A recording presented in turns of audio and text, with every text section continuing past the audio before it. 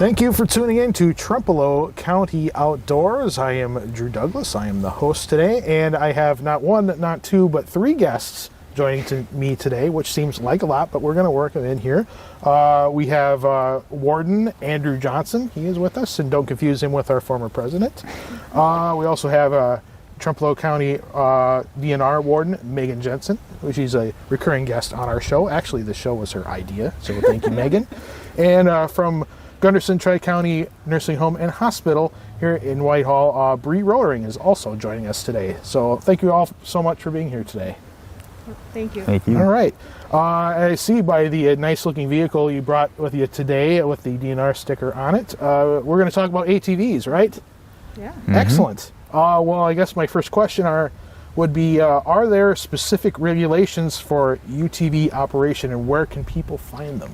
Yes, so those rules can be found online or in the ATV UTV safety book. Look on the DNR's webpage, they're all posted online, or it can also be found at like ATV dealerships or often licensed bureaus as well. Okay, and do those need to be registered? Yes, so there are special types of registrations for ATVs and UTVs. Okay, is there like an application you have to fill out, and where would you get those from?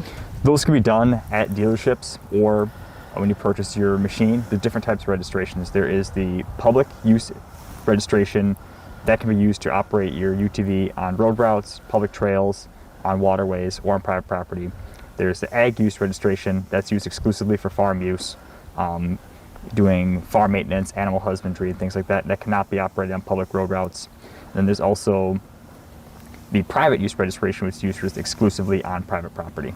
Okay, and do the ATV or UTVs require license plates? Yes, so any ATV or UTV that's registered for public use needs to have a license plate displayed on the rear of the machine. Okay, and I know this also comes up with anybody operates any kind of machinery with young people, but does there need to be a safety course requirement? Yes, so anyone over the age of 12 years old or born after January 1st, 1988 is required to take ATV or UTV safety course. You need to have that certificate valid and with them when they're operating their machine.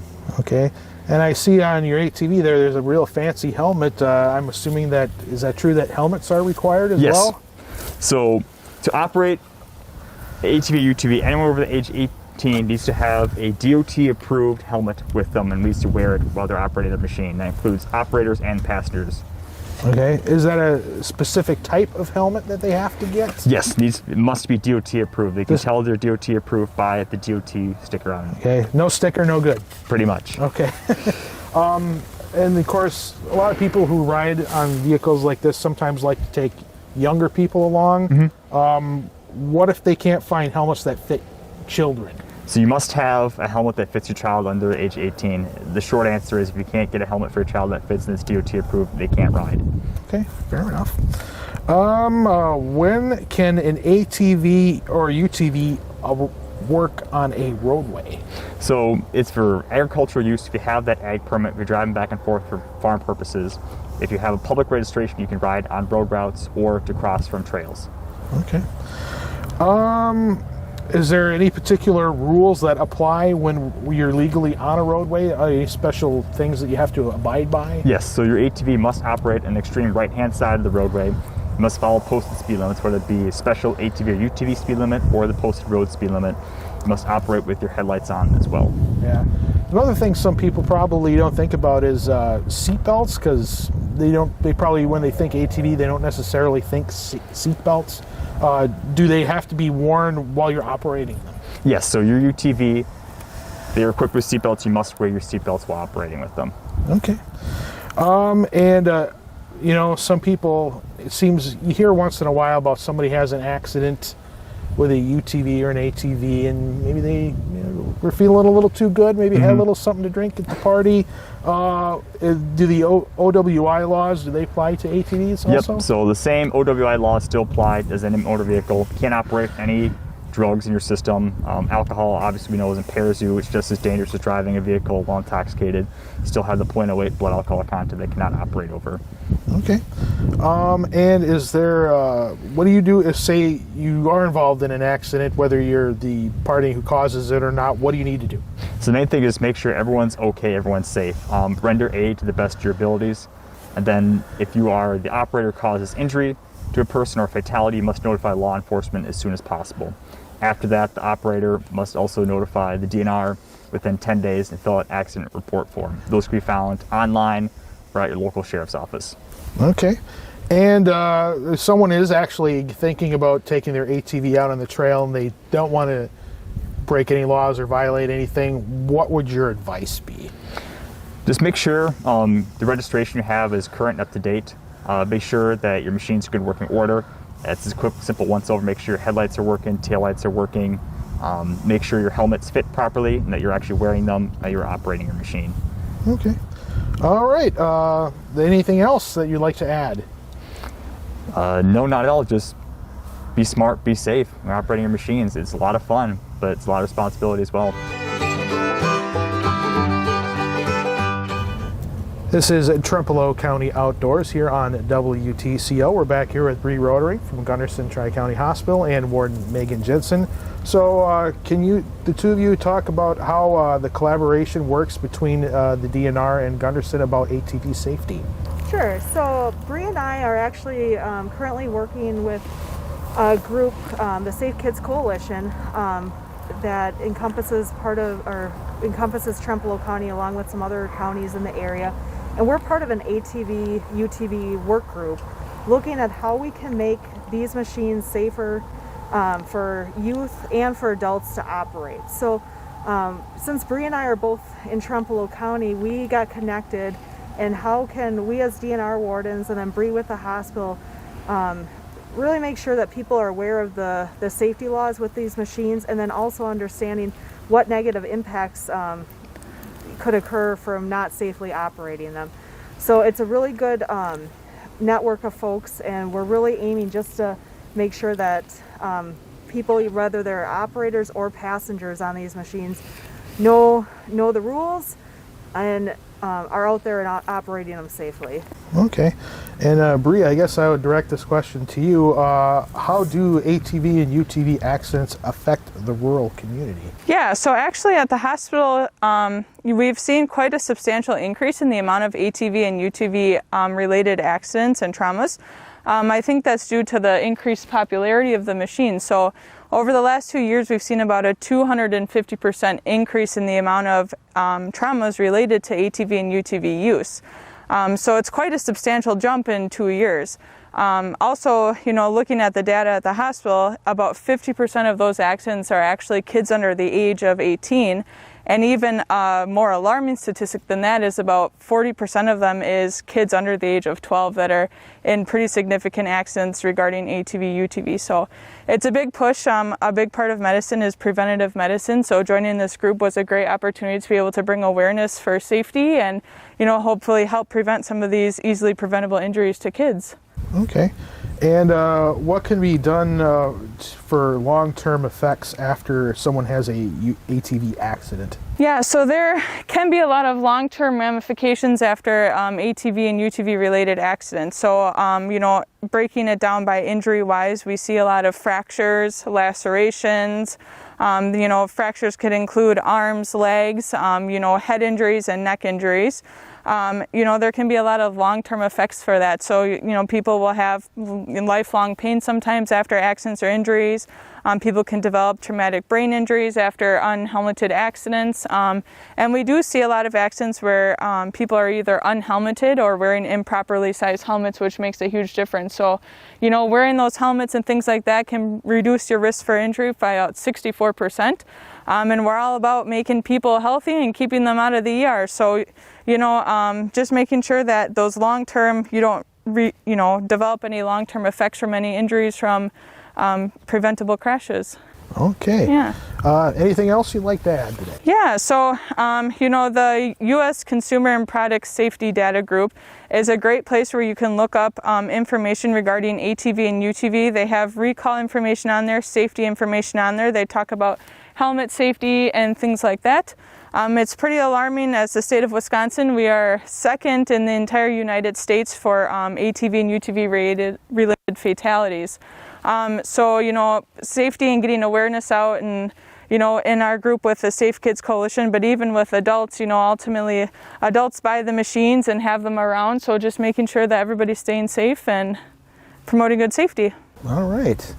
Megan, you have anything you want to add? Yeah, so I just want to remind folks that, the rules and regulations we have for these machines, a lot of them are safety based, and we want to make sure that when people are out there operating them, that they're as safe as can be. So that's why we do require helmets for anyone under the 18 on the UTVs that have the seat belts, requiring that they are to be worn. A lot of those rules are in place, like Bri said, because we want to prevent accidents and prevent injuries. So those laws have been implemented to help accomplish that. And so the only way that a helmet's going to help someone or a seatbelt's going to help someone is if they're actually properly utilizing it. Okay. Safety is the key word here today. So, all right. Well, that wraps up, I guess, this episode of Trempealeau County Outdoors. I'd like to thank Warden Andrew Johnson, who hopefully won't be impeached anytime soon, Nurse Bri Rotering from Gunderson Tri-County Hospital, and Warden Meghan Jensen. Thanks for joining us today. Thank you. Yeah, thank you.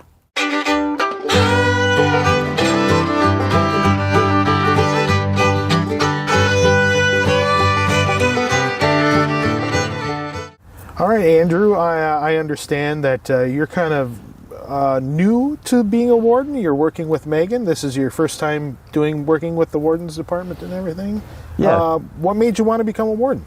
I always had a passion for working outdoors since I was a young kid. My family was very big into outdoors. Both my parents actually worked for Minnesota DNR at some point in their careers and their lives. So I had a big natural resources background. And the older I got, I was torn between working either in natural resources or working in law enforcement. It kind of dawned on me that, hey, why not work in both in natural resources and law enforcement? It just kind of fell in my lap that way. And I went to school at UW Stevens Point, graduated this May, a degree in conservation law enforcement, and I got hired fresh out of college. It just kind of happened out that way. So you live in the dream. I am. It's loving every day. Okay. So can you tell me about the schooling and how much of it is, and what kind of classes and things do you have to take to be a warden?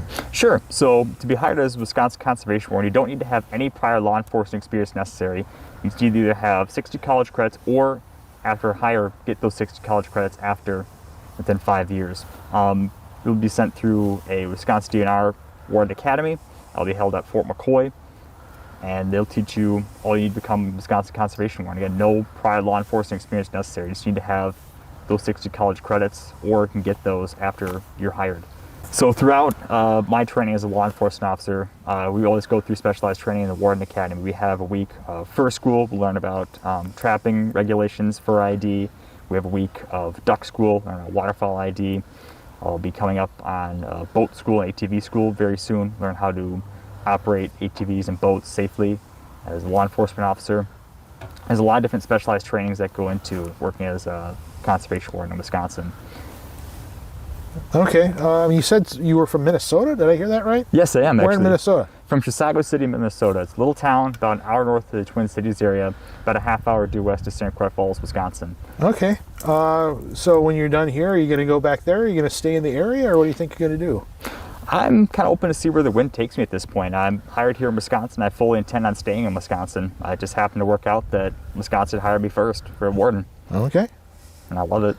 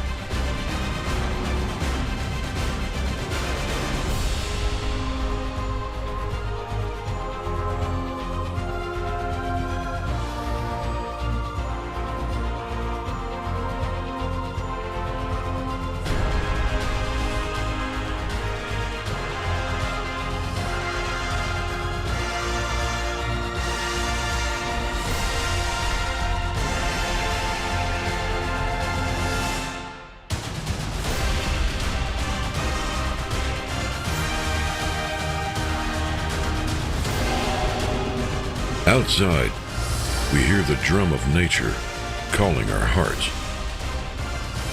Outside, where the wind sings through the forest and the water laps the soles of our boots, where life is truly wild,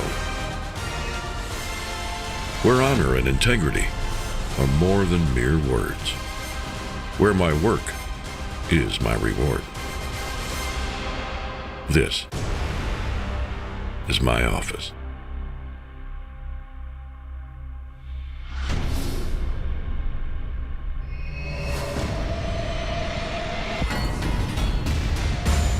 Be a Wisconsin Conservation Warden.